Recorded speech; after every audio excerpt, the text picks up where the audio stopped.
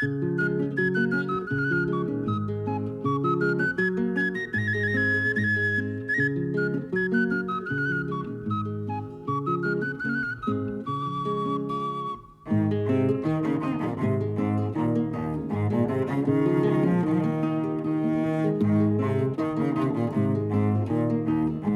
婆。很久很久以前，有一个穷人，他有3个儿子，3个儿子到了结婚的年龄，都对父亲如实说出他们想要结婚的想法。好的，我明白了。你们当中一次只能有1个人结婚，谁能采到最美的花朵并带回来，就先结婚。2个年长的哥哥没有离开村子就找到了，因为他们2个都有恋人，只有年纪最小的儿子没有喜欢的人。他走出村子，独自一人翻山越岭。走了很久之后，他眼前出现了一片森林，森林的中央有一座城堡，城堡周围有一片花圃。他说道：“好棒呀！从这片花圃里，我可以任意选择美丽的花朵带回去。”当他这么想的时候，花圃里走出一位又老又丑的巫婆。他问：“小伙子，你为什么叹气呀？”他如实回答了。于是老巫婆告诉他：“如果只是需要花朵的话，我给你。”之后他还对小伙子说：“如果还有什么需要，随时可以找他帮忙。”小伙子拿着美丽的花朵回到了家。这是一束世人从没见过的花。于是老人对大家说：“孩子们，就由你们的弟弟结婚。”但是哥哥们不同意，希望能尝试第2次。好吧，我也同意。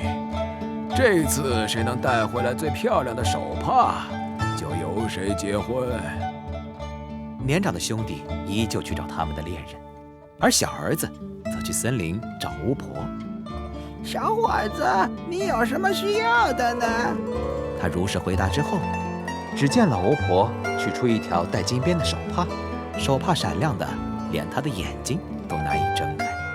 虽然哥哥们也拿到了手帕，但最好看的依旧是小儿子的。手帕闪着金光，是世人从没见过的美丽。哥哥们生着闷气，父亲决定再给一次机会。你们去将你们的恋人带过来，谁带来的女孩子最漂亮，就由谁结婚。这对2个哥哥而言是一件非常简单的事情，他们喜欢的女孩子就在村子里。然而，小儿子去哪里找喜欢的人呢？带谁来呢？难道是带那老巫婆吗？小伙子垂头丧气地走在林间，走进森林，他停在城堡前，靠在栏杆上，满脸愁容。老巫婆看到他之后问：“小伙子，你又有什么事情？”“哎，您别问了，我父亲说，我们3兄弟中谁能带回最美丽的姑娘，就由谁结婚。”老巫婆回答道：“小伙子，你别难过，随我一起进城堡吧。这里有一个炉子，你来生火，从炉子里溅出多少个火苗，就有多少个巫婆从里面跳出来。但是你别害怕，一定要勇敢地站在火炉前。最后跳出来的巫婆是最丑的，但在她的嘴里有很多把钥匙，你要勇敢地从女巫的嘴里拿到钥匙，不然会被他们撕碎。其余的看你自己的了。”老巫婆说完就走了。小伙子将火炉点上，突然一簇火苗溅出炉子。与此同时，一位女巫跳了出来。第2簇火苗溅出时，第2个女巫跳了出来。随后是第3个、第4个。当最后一簇溅出的时候，最后一个女巫出现了。她是嘴巴里有很多把钥匙的女巫。小伙子鼓起勇气，从女巫嘴巴里夺出钥匙，然后奇迹就发生了，老巫婆变成了美丽的姑娘。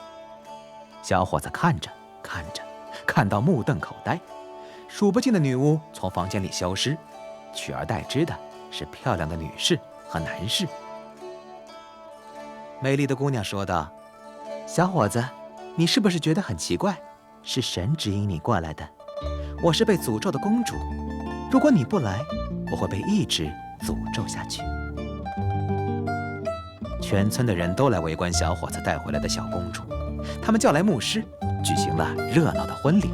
之后，老父请来了兴致，说道：“既然这样，我不介意另外2个儿子也一起结婚。”就这样，2个哥哥也结了婚，并从弟弟那里获得了房子和土地。